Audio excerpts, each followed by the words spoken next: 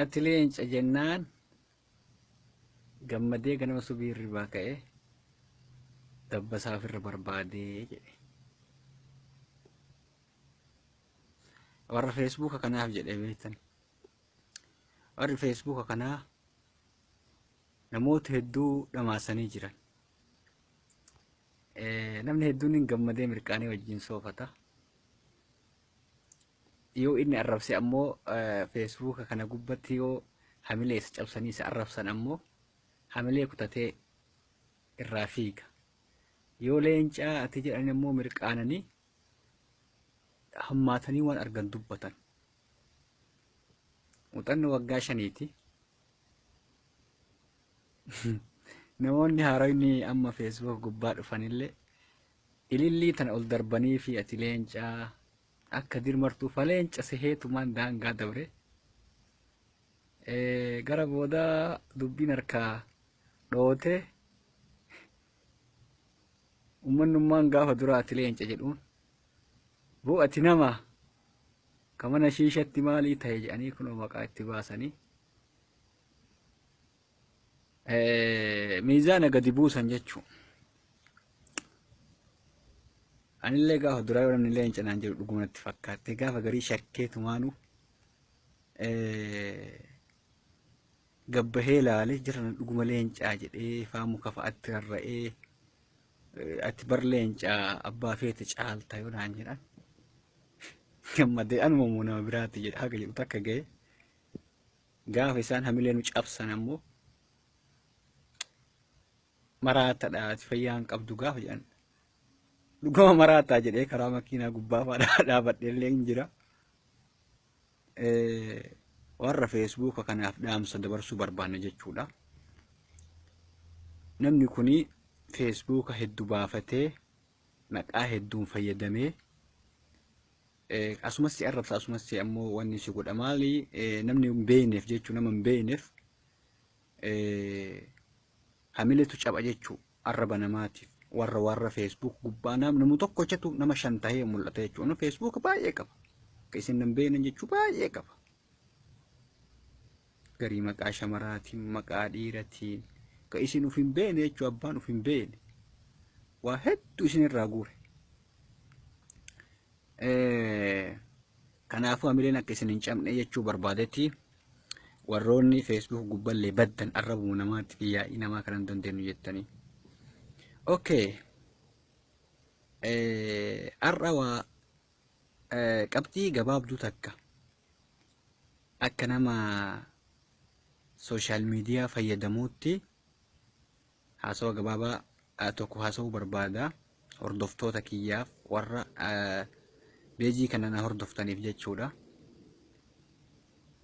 Waa hedduutu jira wanni haasayan garuu ani wama takkitti haasaa jijjiiramni amma dhufe waggaa 3-4 kana keessatti oppoodiyoo keessatti dhufe maalii waan jedhu tokko hin dubbadha jedhee barruuleen isinii qopheessa jedhee yaadee hin dubbanneetumaan garuu akka nama tokkootti akkanatti fakkaattee fi akka xiinxallee argetti waa 3 jijjiirame kan arge oppoodiyoo keessa waa 3tu jijjiirame jedhee ilaala.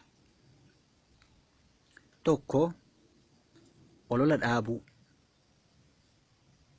yoo ka xiinxallitan taate karaa miidiyaa televizyiinii Oromiyaa televizyiinii OBN ka amma jedhamu kanaan farreen misoomatii fi farreen nageenya ergamtoonni ABO akkana jedhaa ture jechuu warra nageenya hin barbaanne maali jedhaa ture. Garaa ammoo beejii oppoodiyoo ofishaal jedhu sanii yoo laaltan warra qabsoo Oromoo dura dhaabatu gufuu farra misoomaa farra nageenyaa akkana jedhaa ture. Amma jechuma tokkollee agartanii waan akkasii nama barreessu. Ammallee misoomawaa akkana dalagee dubbii sobaa dubbii kijibaa waan hin fakkaanne mootummaa kana uummata deeggara oppoodiyoon karaa dirree karaa gaariidha waan gaariidha karaa gaariin deemaa jira dhaaba seenaa dalagee maalii uffaarsuun sun hin jiru. Obbo Lammaan san guututti balleessa jechuudha. Ofillee hin faarsinaa jedhee oppoodiyoo maal hambaa faarstan jedheen kosiin isin keessa jira hattuun nu keessa jira jedhee xiqqeessee hamilee jara cabsee garte likkitti jara deebisee oppoodiyoo matanaayyuu kun jijjiirama guddaadha. Tokko naa qaba barreessaa warri barreessitanillee Ahmad Bosona Baaletu jedhan irraa fuudha. Olola dhaabuun suni akka ani ilaaletti waan guddaa. Kalammataati. Kalcharii aadaatu wattaqaaliid waan jedhamu jira. Kalcharii Oromiyaan tuni kalchariin isiin qabdu magaalaan Oromootii fi hawaasni uummata Oromoo kuni kalcharii Habashaa qaba. Kalchariin Habashaa maali? Kalcharii jechuun aadaa. Magaalaa Oromiyaa hunda keessatti mana shaayibeetii, mana shaayii itti dhugan, mana nyaataa, hoteela, bakka keellaa konkolaataan dhaabatu hunda afaan itti naasan afaan Oromoon turre. Taappellaan hundi Gondar fakkaata jechuudha. Oromiyaan tun Gondarima. Afaan Amaaratii, afaan Qaroomaa, afaan Guddinaa, afaan Habashaa ture. Tarkaanfiin amma obbolammaan fudhataa jiru afaan Itoophiyaa jechuudha. Afaan Itoophiyaan suusiidha jedha.